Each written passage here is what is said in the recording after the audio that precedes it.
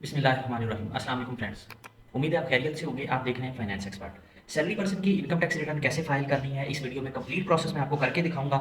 आप government employee हैं, आप प्राइवेट सेक्टर में जॉब करते हो, अगर इस वीडियो को ध्यान से देखोगे तो इंशाल्लाह आपको सारी जो है ना चीज़ें डिटेल से पता लग जाएगी और आप अपनी रिटर्न खुद भी फाइल कर सकते हो।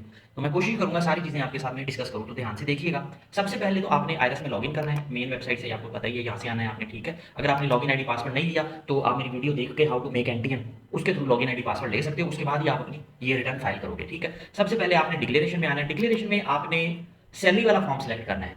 आप सैलरी वाला फॉर्म उस वक्त सेलेक्ट करोगे अगर सैलरी के अलावा आपकी कोई और इनकम नहीं है। अगर आपकी कोई और इनकम आ रही है तो फिर आपने नॉर्मल फॉर्म को सिलेक्ट करना है, फिर सैलरी वाले को नहीं करना, क्योंकि अब इन्होंने इसकी लिमिट काफ़ी कम कर दी है। तो जैसी कोई इनकम थोड़ी सी दूसरी तरफ से बढ़ती है तो वो सैलरी वाला फॉर्म आपको सबमिट करने नहीं देगा। तो मैं यही अज्यूम कर रहा हूँ कि आपकी सैलरी इनकम आ रही है, ठीक है। आप गवर्नमेंट एम्प्लॉई हो या आप प्राइवेट सेक्टर में हो, ये टीचर्स या जो एजुकेशन से रिलेटेड जॉब कर रहे हैं उनके लिए नहीं है, उनके लिए मैं सेपरेट वीडियो बनाऊंगा कि वो थोड़ी सी डिफरेंट होती है। वैसे जो बंदा जॉब करता है, चाहे वो प्राइवेट है चाहे वो गवर्नमेंट जॉब करता है, किसी भी डिपार्टमेंट में है, आप सिक्योरिटी में हो, एडमिन में हो, अकाउंट्स में हो, किसी भी सर्विस सेक्टर में जॉब कर रहे हो, तो ये रिटर्न आपको सफिशिएंटली हेल्प करेगी और आप अपनी रिटर्न फाइल कर सकते हो। सैलरी रिटर्न पे क्लिक करना है यहाँ से आपने, और यहाँ से आपने जिस पीरियड की भी, जिस साल की भी रिटर्न फाइल करनी है। वैसे मैंने पहले भी वीडियोस अपलोड की है, देखना चाहे आप देख सकते हो। तो मैं अभी फाइल करूंगा 2023 की। 2023 पे क्लिक करना है आपने। जी, अब ये आपको सैलरी का फॉर्म देगा। अब इस पहले पेज पे ही मोस्टली वर्किंग आपकी होगी रिटर्न की, आपने वो समझनी है। देखिए, एक तो आपने लेनी होती है ग्रॉस सैलरी, ठीक है। ग्रॉस सैलरी मतलब विदाउट एनी डिडक्शन, आप गवर्नमेंट एम्प्लॉई हो, आप प्राइवेट सेक्टर में हो, कहीं पे भी हो, आपने ग्रॉस सैलरी लेनी होती है यहाँ पे। अब प्राइवेट सेक्टर में बाज़ दफ़ा ये भी होता है, अक्सर लोग ये क्वेश्चन करते हैं जी मैं 2 जॉब्स करता हूँ, तो मैं कैसे लूँगा? तो आपने दोनों की ग्रॉस सैलरी को जमा करके लेना है, ठीक है। फर्ज़ किया आप एक एम्प्लॉयर से 1 मिलियन लेते हो पूरे साल का ग्रॉस, एक से 5 मिलियन लेते हो, 5 लाख लेते हो, तो 1.5 आपने टोटल ग्रॉस करके लिखना है, ठीक है। ग्रॉस सैलरी फॉर एग्जाम्पल मैं कहता हूँ टोटल ग्रॉस सैलरी जो है वो 15 लाख है। जी, अब ये मैंने ग्रॉस सैलरी लिखी और इसको मैंने कैलकुलेट किया, ठीक है। अब यहाँ पे आपने जो चीज़ एग्ज़ैम्प्ट होगी उसको यहाँ से माइनस करना है। सबसे पहले तो आपने ये करना है कि ये जो आप यहाँ पे नज़र आ रहा है ना आपको, यहाँ पे 10% ऑफ बेसिक सैलरी जो आपकी होगी उसका मेडिकल अलाउंस जो है वो आपने यहाँ पे माइनस करना है। अब मैं अज्यूम कर रहा हूँ कि 15 लाख में 1 मिलियन मेरी बेसिक सैलरी थी, ठीक है, बाकी मेरे अलाउंसेस वगैरह थे।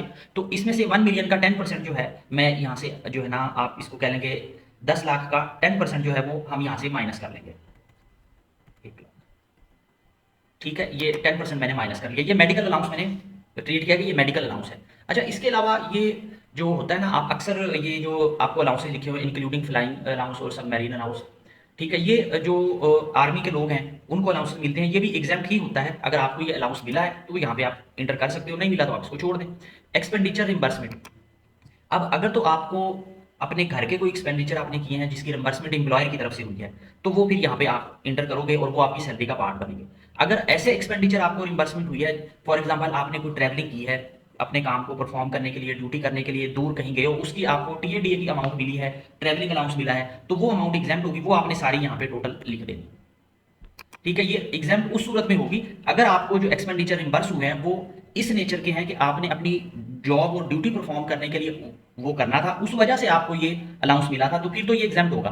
लेकिन अगर ये एक्सपेंडिचर रिम्बर्समेंट फर्ज किया आपने घर में कोई मुलाजिम रखा हुआ है, उसकी सैलरी आपको एम्प्लॉयर की तरफ से मिल रही है, तो वो फिर आपने यहाँ पे लिखनी है, वो आपकी सैलरी का पार्ट होगा, ठीक है। ये थोड़ा सा आपने ध्यान रखना है। ये आपने टोटल जब लिख लेना है, आपने इसको कैलकुलेट करना है, अभी खुद ही सिस्टम बता देगा, इसमें सारी सैलरी आपकी आ गई है। इसमें एक और चीज़ मैं आपको क्लियर कर देता हूँ कि ये जो सैलरी है ना, ये पाकिस्तान सोर्स सैलरी है। जो अक्सर क्योंकि हमारे डिफरेंट क्लाइंट्स हैं, डिफरेंट लोगों से इंटरेक्शन होता है, तो अक्सर ऐसे होता है कि कोई सॉफ्टवेयर इंजीनियर है, ठीक है, तो उसको कंपनी जो है ना वो हायर पाकिस्तान में करती है, और फिर उसको वो कहती है कि आप हमारे पास बाहर आ जाओ, मतलब आप कनाडा, जर्मनी या यूएस से आके वहाँ पे काम करो। अब होता ही है कि वो अपनी जो जॉब होती है उसको करने के लिए बाहर चला जाता है, सैलरी उसको पाकिस्तान के अकाउंट में कंपनी अपने पाकिस्तान वाले ऑफिस से पे कर रही होती है।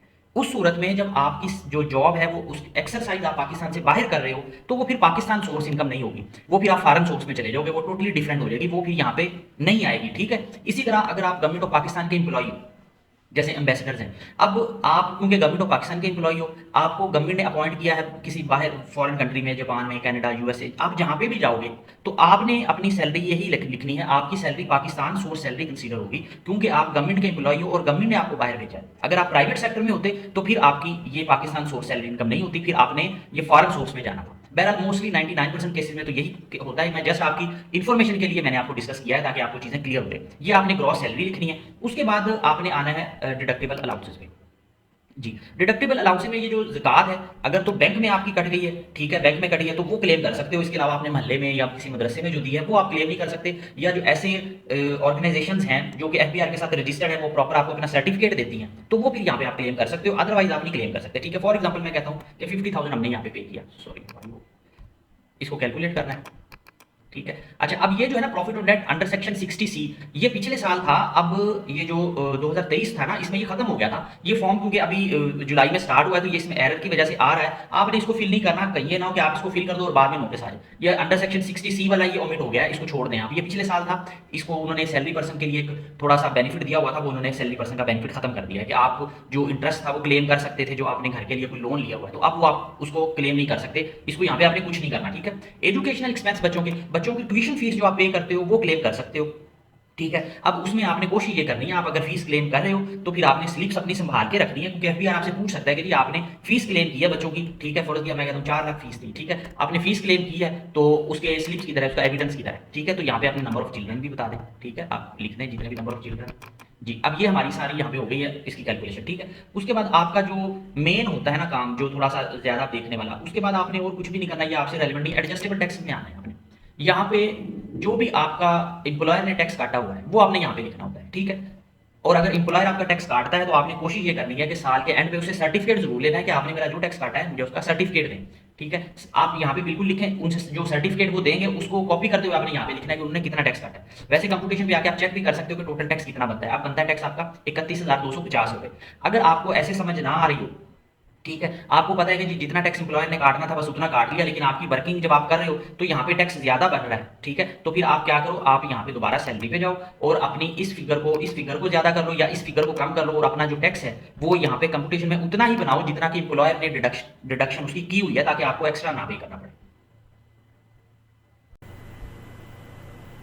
जी, आपने यहाँ पे ये अपना जो एम्प्लॉयर का टैक्स था, ठीक है, आपने जितना भी टैक्स था आपको पता है कि जी बिल्कुल इतना ही टैक्स एम्प्लॉयर ने काटा है, ठीक है, गवर्नमेंट ने इतना ही डिडक्शन की है। आप इसको यहाँ से कॉपी करें और इसको आप एडजस्टेबल टैक्सेस में जाके लिख दें कि इतना टैक्स मेरा काट गया है, ठीक है। अगर उसने ज़्यादा काटा हुआ है तो फिर आप कोशिश करें कि अगर आपने सैलरी ठीक लिख ली है तो फिर यहाँ पे वो ज़्यादा अमाउंट लिखें ताकि वो रिफंडेबल की तरफ चला जाए। वैसे गवर्नमेंट ने वापस तो नहीं करना, ठीक है, वो रिफंडेबल हो जाएगा। अगर आप करना चाहें तो आप ये भी कर सकते हो, बजाय रिफंडेबल में जाने के आप यहाँ से अपनी सैलरी की अमाउंट थोड़ी सी इंक्रीज़ कर दें, ताकि ये जो टैक्स है बजाय रिफंडेबल आने के वो बैलेंस हो जाए, जितना आपने पे करना है उतना ही वो बन जाए जितना कटा हुआ है, ठीक है। अच्छा, उसके बाद एडजस्टेबल में कुछ और चीज़ें होती हैं, ये आप या ध्यान से देखेंगे तो आपको चीज़ें नज़र आएगी। ये देखें, कैश विदड्रॉल पे टैक्स अब कोई नहीं करता, ये अब से जुलाई से स्टार्ट होगा। जो नॉन फाइलर है पहले ये होता था, अब इस साल में 2023 में नॉर्मली किसी का नहीं होगा, ठीक है। मोटर व्हीकल रजिस्ट्रेशन फ़ीस होती है, आपने अगर ड्यूरिंग द पीरियड कोई गाड़ी अपने नाम पर रजिस्टर करवाई है, ठीक है, तो आप उसका यहाँ पर नंबर लिखें और गाड़ी का बताएँ आप, जो भी गाड़ी है जी सिटी, ये मैं जस्ट जल्दी जल्दी कर रहा हूँ ताकि आपको आइडिया हो जाए, ठीक है। यहाँ पे आपने जितना टैक्स पे किया है, income tax with holding tax, सिर्फ वो लिखना है, बाकी टैक्सेस नहीं लिखने। फॉर एग्जांपल मैं कहता हूँ उस पर 15,000 हमने रजिस्ट्रेशन के टाइम पे किया था, सॉरी, इसको कैलकुलेट कर लो जी।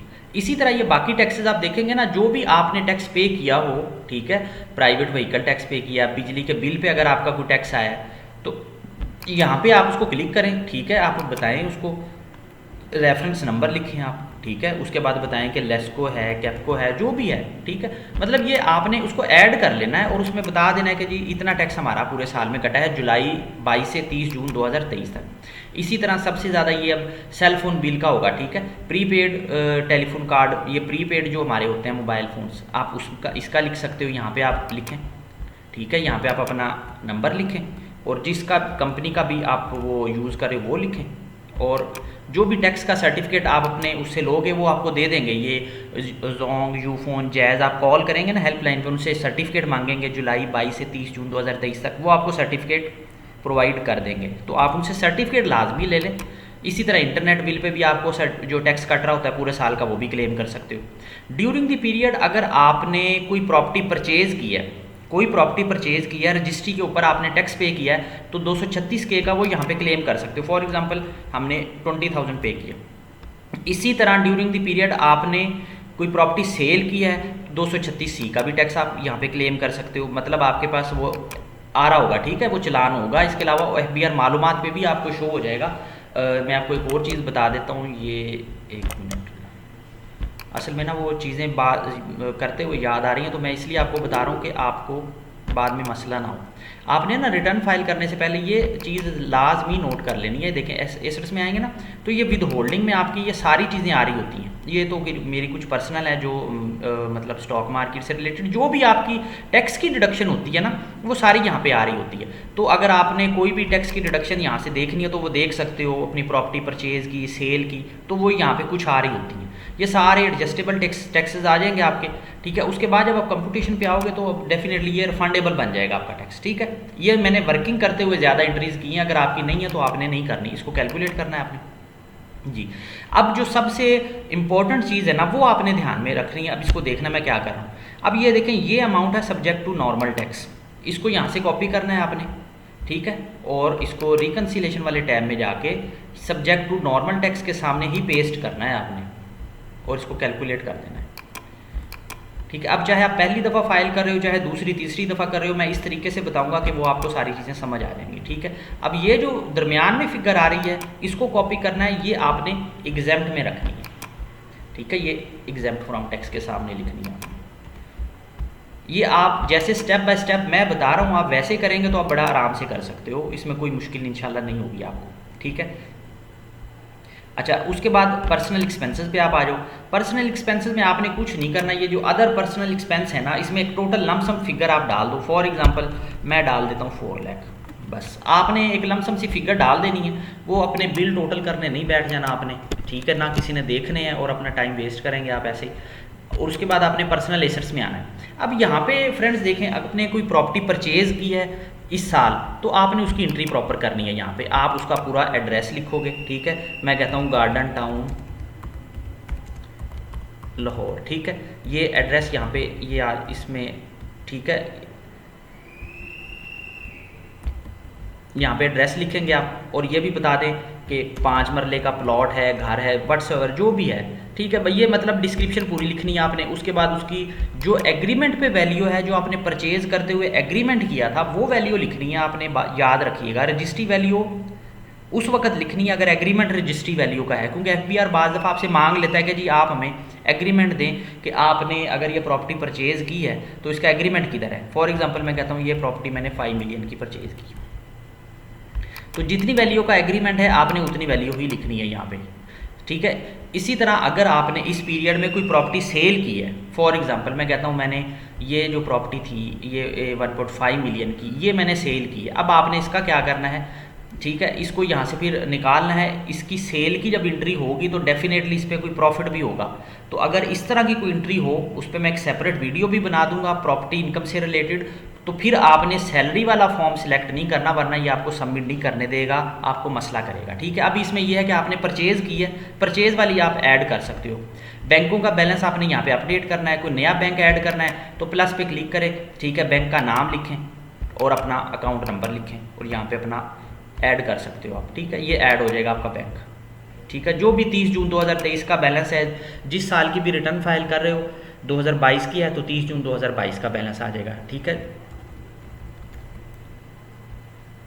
अब इसी तरह आप अगर आपने इस साल कोई गाड़ी परचेज की है तो अपने गाड़ी को यहाँ पे इंटर कर लेना है। फॉर एग्जांपल मैं कहता हूँ मैंने गाड़ी लीज पे ली है, ठीक है। मैं इसको यहाँ पे कहता हूँ CT, चले जी, ये मैंने लीज पे ली है, ठीक है। अब लीज पे अगर आपने गाड़ी ली है तो यहाँ पे आपने फुल वैल्यू रिकॉर्ड कर लेनी है। फॉर एग्जांपल मैं कहता हूँ 5 मिलियन की गाड़ी मेरी लीज पे आ गई है, ओके। इसको कैलकुलेट कर रहा हूँ मैं ताकि ये बैलेंस हो जाए चीज़ें जी। अब इसने देखे, अब मेरी 5 मिलियन की गाड़ी है। अगर तो मैंने कैश पे लिया तो ये एंट्री यहाँ पे ख़त्म होगी, लेकिन अगर मैंने लीज पे ली है तो फिर आपने आना है नीचे क्रेडिट पे, ठीक है। यहाँ पे अब आपने एक एंट्री करनी है। फॉर एग्जांपल मैंने HBL से लोन लिया है, ठीक है, कार लोन, ये यहाँ पे कर लें, लिखें, डिस्क्रिप्शन लिख दें उसकी कार लोन की। अब आपने करना ये है कि 30 जून 2023 को, क्योंकि मैं 2023 की रिटर्न फाइल कर रहा हूँ, 30 जून 2023 को जो मेरा अमाउंट पेएबल बैलेंस है जो मैंने आगे पे करना है वो मैंने यहाँ पे लिखना है। अब मैंने फॉर एग्जांपल गाड़ी जो लीज पे ली है वो टोटल 5 मिलियन की है, अभी मैंने इसमें से जस्ट 5 लाख पे किया है, तो 45 लाख जो है वो अभी मेरा रिमेनिंग है जो मैंने पे करना है, तो वो मैं यहाँ पे लिख दूंगा। ठीक है, जैसे जैसे मैं इसकी पेमेंट करूंगा हर साल, फर्ज किया मैंने हर साल 10 लाख पे करना है, तो वो यहाँ से मैं इसको कम करता रहूँगा, जैसे ये ख़त्म हो जाएगा तो उसको हम डिलीट कर देंगे। इसी तरह आपने अगर बैंक से कोई लोन लिया हुआ है तो उस लोन की भी सेम ये ट्रांजैक्शन होगी, उसकी ऊपर कोई एंट्री नहीं होगी क्योंकि वो तो ऑटोमेटिकली आपके एसेट्स में एडजस्ट हो जाएगा। तो लोन की भी यही एंट्री होगी, आपने यहाँ पे लोन लिखना है HBL, आप कुछ भी लिख लें, पर्सनल लोन। ठीक है, पर्सनल लोन लिखा आपने। अब आपका 30 जून 2023 को जो बैलेंस था रिमेनिंग जो पे करना था वो यहाँ पे लिखना है कि आगे पे करने वाला कितना है। जैसे जैसे जिस साल ये पे होगा वो इसमें से कम होता रहेगा, इसको कैलकुलेट कर देना है आपने। ठीक है, ये इस तरह की एंट्रीज इसमें होगी। अब इसके अलावा एक और चीज़ है कि ये देखिए एसेट्स इन अदर नेम्स है, अगर आपने कोई प्रॉपर्टी अपनी वाइफ के नाम पे ली है, अपने ब्रदर के नाम पे ली है, अपने बच्चों के नाम पे ली है, ठीक है, तो वो यहाँ पे आप लिख सकते हो प्लॉट 5 मरला, एड्रेस लिखे प्रॉपर इसका, ठीक है, एड्रेस ऑन वाइफ नेम। आपने उसकी डिस्क्रिप्शन में बता देना है कि किसके नाम पे है, उससे आपका रिलेशन क्या है। ठीक है, फॉर एग्जांपल मैं कहता हूँ 2 मिलियन का ये प्लॉट था। अब इसमें ये बाज़ दफ़ा ऐसे होता है कि अक्सर हम लोगों का ये क्वेश्चन होता है कि जी प्रॉपर्टी है मेरी लेकिन मेरे भाई के नाम है, उसको क्या करना है, तो आप उसको यहाँ पे डिस्क्लोज कर सकते हो।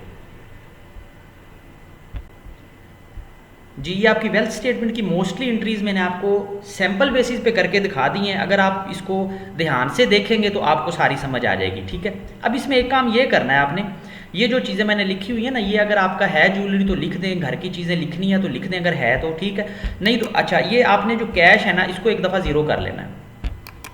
आप पहली दफ़ा भी फाइल कर रहे हो तो भी ये करना है, अगर दूसरी तीसरी दफ़ा फाइल कर रहे हो तो भी कैश को एक दफ़ा ज़ीरो करना है जब तक ये बैलेंस नहीं होता। अब आपने रिकन्सिलेशन पे आना है।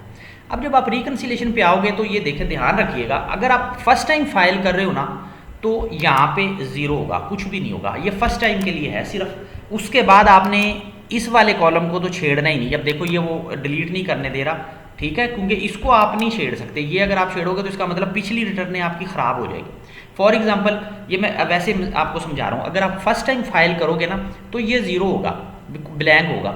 आपने करना ये है कि सारी एंट्रीज़ करने के बाद आप जो यहाँ पे एंट्रीज़ कर लोगे पहले अपनी प्रॉपर्टी की, बैंक की, जो चीज़ें हैं सारा कुछ करने के बाद आपने जब इधर रिकन्सिलेशन पे आना है ना, तो रिकन्सिलेशन में ये जो अमाउंट आपके पास आ रही होगी आपने ये भी इंटर कर लेनी है अपनी इनकम जो भी है। ठीक है, ड्यूरिंग द पीरियड अगर आपके पास कोई रिमिटेंस आई है बाहर से, फॉर एग्जांपल बाहर से आपके किसी रिलेटिव ने आपको पैसे भेजे, अगर तो वो 5 मिलियन से कम है तो फिर तो कोई इशू नहीं, अगर वो 5 मिलियन से ज़्यादा है तो फिर FBR पूछ सकता है ये किसने भेजे हैं, वैसे 5 मिलियन से नीचे वो नहीं पूछ सकता। फॉर एग्जांपल मैं कहता हूँ कि मुझे 5 मिलियन ही बाहर से रिमिटेंस आई है, वो भी आप यहाँ पे ऐड कर सकते हो। ठीक है, ड्यूरिंग द ईयर अगर आपको इनहेरिटेंस में कोई अमाउंट आई है तो वो भी आप ऐड कर सकते हो। फर्ज किया कोई प्रॉपर्टी इनहेरिटेंस में आपको ड्यूरिंग द पीरियड आई है, इस साल आई है, तो उसका भी आप कर सकते हो। जैसे कि मैं कहता हूँ ये जो प्रॉपर्टी थी ये इनहेरिटेड थी, आपने करना कुछ भी नहीं, सिर्फ इसके साथ ये गार्डन टाउन जो प्लॉट है 5 मरला, इसके साथ ब्रैकेट में लिख देना है कि ये इनहेरिटेड है। अब आपने ये करना है, इसको यहाँ पे प्रॉपर्टी को ऐड पहले किया हुआ, आपको पता है कि ये इनहेरिटेड थी, मैं मिसाल ले रहा हूँ, या परचेज नहीं हुई, आपने इसको कॉपी करना है और रिकन्सिलेशन में आके आपने इनहेरिटेंस में ऊपर उधर प्रॉपर्टी शो करनी है और यहाँ पे उसकी वैल्यू शो करनी है। ठीक है, मतलब ये दो जगह पे एंट्री होगी, फिर वो बैलेंस होगी, वरना वो बैलेंस नहीं होगी। ठीक है, अब मैं मतलब आपको मिसाल के तौर पे समझा रहा हूँ कि अगर कोई प्रॉपर्टी इनहेरिटेंस में आएगी तो प्रॉपर्टी की जगह प्रॉपर्टी शो होगी, उतनी वैल्यू ही आप यहाँ से कॉपी करोगे। फ़र्ज़ की आप 3-4 आपकी इनहेरिटेंस में प्रॉपर्टीज़ आई हैं तो उनकी टोटल वैल्यू करोगे, जैसे ये 65 लाख, ठीक है, तो टोटल वैल्यू आप करके उन प्रॉपर्टीज़ की इनहेरिटेंस में आपने पेस्ट करना है। ओके, अच्छा, अब ये जब फर्स्ट टाइम आप फाइल करोगे तो इसमें याद रखना ये काम ऐसे ही होगा। फर्स्ट टाइम अगर आप फाइल करोगे तो ये जो फिगर है ना ये आपकी नेगेटिव में नहीं आएगी, ये आपकी पॉजिटिव में आएगी। अगर तो ये नेगेटिव में आ रही है तो इसका मतलब है आप कुछ गलत कर रहे हो। ये आपकी फिगर पॉजिटिव में ही आनी चाहिए फर्स्ट टाइम पॉजिटिव में आएगी, आपने इसको कॉपी करना है और यहाँ पे इसको पेस्ट कर देना है क्योंकि ये ब्लैंक होगा। जब आप इसको पेस्ट करके कैलकुलेट करोगे तो ये अनरिकनसाइल्ड अमाउंट आपकी ज़ीरो हो जाएगी। ठीक है, आप जब पहली दफ़ा नहीं फाइल कर रहे, दूसरी तीसरी दफ़ा ऑनवर्ड फाइल कर रहे हो तो तो ये अमाउंट आपकी नेगेटिव में आनी चाहिए। अगर ये नेगेटिव में आ रही है तो फिर आपने क्या करना है, इसको यहाँ से कंट्रोल सी करना है, कॉपी करना है, और जो कैश हमने ज़ीरो किया था उधर जाके इसको आपने पेस्ट कर देना है। जब आप इसको यहाँ पे पेस्ट करोगे और कैलकुलेट करोगे तो आप देखोगे कि अनरिकनसाइल्ड जो आपकी अमाउंट आ रही होगी वो ज़ीरो हो जाएगी। ये आपने ज़ीरो करनी है। अब अगर यहाँ पे फॉर एग्जांपल पॉजिटिव की अमाउंट आ जाए, मतलब आप पहली दफ़ा नहीं फाइल करें, पहली दफ़ा तो पॉजिटिव ही आएगी और वो आनी भी पॉजिटिव चाहिए। अगर दूसरी तीसरी दफ़ा या ऑनवर्ड आप फाइल कर रहे हो और यहाँ पे अमाउंट पॉजिटिव में आ गई है तो फिर इसका मतलब ये है कि पॉजिटिव में अमाउंट आई है ना, तो अब इसका मतलब ये है कि आपने या तो अपनी कोई इनकम जो है वो हाइड की है, ठीक है, मतलब ड्यूरिंग द ईयर आपकी इनकम जो थी वो कम थी और आपके जो एसेट्स में इजाफा हुआ है वो ज़्यादा हो गया, तो पैसे कहाँ से आए आपके पास, ठीक है। या तो आपने एसेट्स में कोई गलती की है, ठीक है, अगर पॉजिटिव में आए, ठीक है, तो उसका हल ये होगा कि आप अपने एक्सपेंसेस को कम करें, ठीक है। जब एक्सपेंसेस को कम करोगे तो ये अमाउंट आपकी नेगेटिव की तरफ आ जाएगी। जब ये नेगेटिव की तरफ आ जाए तो जितनी भी अमाउंट नेगेटिव हो आप उसको कैश इन हैंड में जमा कर दें, तो ये आपका जो अनरिकनसाइल्ड अमाउंट है ये ज़ीरो हो जाएगी। मैंने कोशिश तो पूरी की है कि आपको पूरी तरह समझ आ जाए, फिर इसको वेरीफाई करना है आपने, ठीक है, और इसको सबमिट कर देना है। अपनी तरफ से मैंने पूरी कोशिश की है कि कोई चीज़ रह ना जाए, फिर भी कोई चीज़ आपको समझ ना आए तो आप कमेंट करके पूछ सकते हो। अपना बहुत ज़्यादा ख्याल रखिएगा। Thank you. अल्लाह हाफिज़।